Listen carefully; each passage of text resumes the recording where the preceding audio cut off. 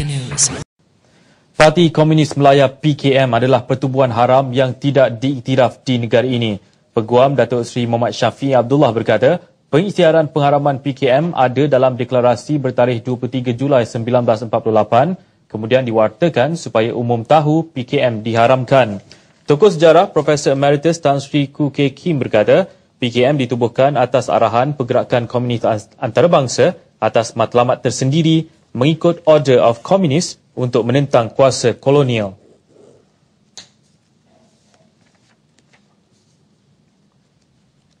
Parti Komunis tidak pernah diiktiraf, tapi menjelang 57, jadi pada 55, pihak perikatan masa itu yang berkuasa cuba mengadakan perundingan dengan komunis. Jadi pihak komunis diminta letakkan senjata, ya, dan mereka tidak akan diiktiraf sebagai parti yang sah. Tapi perundingan itu tidak jadi mereka teruskan perjuangan. Tapi mereka sudah mula kalah lah. Sejak 54 mereka sudah mula kalah, ya. Dan akhirnya mereka tidak ada apa-apa lagi. 60 sudah hampir selesai daruratnya, kerana pihak komunis bukan suatu tidak dianggap bahaya lagi. Hanya pada tahun 89 barulah parti komunis kemudian langsung tidak meneruskan kekacauan. Tan Sri Dr. Koo meminta timbalan Presiden PAS, Mat Sabu yang menimbulkan kontroversi dalam isu berkenaan supaya lebih celik sejarah. Darurat telah diisytiharkan pada tahun 1948 bagi membendung kekejaman terhadap rakyat yang tidak berdosa. Ia berakhir 3 tahun selepas negara mencapai kemerdekaan. Namun anasir komunis terus membuat aktiviti subversif bagi meruntuhkan kerajaan yang dipilih rakyat demi mencapai cita-cita mereka menjadikan Malaysia sebuah negara komunis. Tahukah anda rintitan gerakan komunis di Tanah Melayu? 6 Jun 1948, Pesuruhjaya Tinggi mengumumkan tentang kejadian keganasan yang semakin berleluasa di ladang-ladang, Lombong dan Kilang yang dicetuskan oleh pihak komunis. 12 Jun, 3 orang ketua Cina Kuomintang telah ditembak mati di rumah mereka di Johor oleh 5 orang pengganas komunis. 14 Jun, Sir Edward Gent, Pesuruhjaya Tinggi British di Tanah Melayu dalam satu sidang akhbar mengumumkan tentang peningkatan kejadian rusuhan oleh komunis yang melibatkan 10 kejadian pembunuhan dan 3 serangan ke atas pengurus ladang Eropah. 15 Jun, Pesuruhjaya Tinggi menemui wakil-wakil majikan dan ketua-ketua Majlis Perundangan Persekutuan dan Majlis Penasihat Buruh untuk membincangkan pergolakan yang sedang berlaku. 16 Jun, 3 orang peladang bangsa Eropah telah dibunuh di Perak oleh beberapa orang yang bersenjata. Darurat telah diisytiharkan di beberapa daerah di Perak dan Johor. 17 Jun, darurat diisytiharkan di seluruh negeri Perak dan Johor. Polis membuat beberapa serbuan di pejabat-pejabat Parti Komunis Melaya, termasuk ibu pejabat Persatuan bekas-bekas anggota MPAJA. Peladang dan pekerja estet diberi pelindungan. 12 orang bersenjata dan beruniform menyerang balai polis di Jeram Choh, Johor.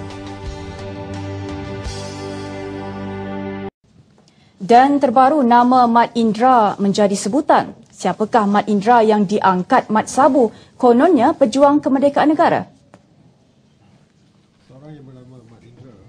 Menteri Besar Datuk Abdul Ghani Osman berkata, Mat Indra, individu yang bertanggungjawab merancang serangan ke atas Bukit Kepong.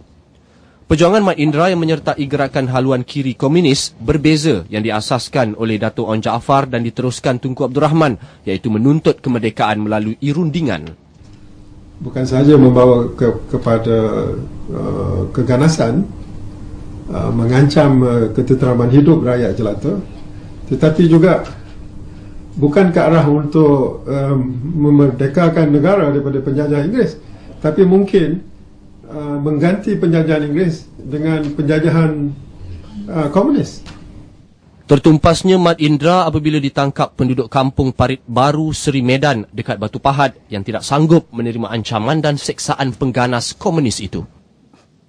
Sebenarnya dari segi sejarahnya, masyarakat di Parit Baru itu memang mereka lah yang menangkap Mat Indra. Dan selepas itu diserahkan kepada pihak berkuasa pada masa tersebut untuk Mat Indra menerima hukuman yang kita sama maklum, iaitu hukuman mati. Yayasan Warisan Johor YWJ melakukan segala kajian, penulisan dan catatan yang berhubung sejarah negeri termasuk perjalanan hidup watak-watak seperti Mat Indra. Ia merupakan data-data berkaitan anggota masyarakat yang pernah menonjolkan diri dalam peristiwa-peristiwa sejarah sepanjang perjalanan negara mencapai kemerdekaan pada 31 Ogos 1957.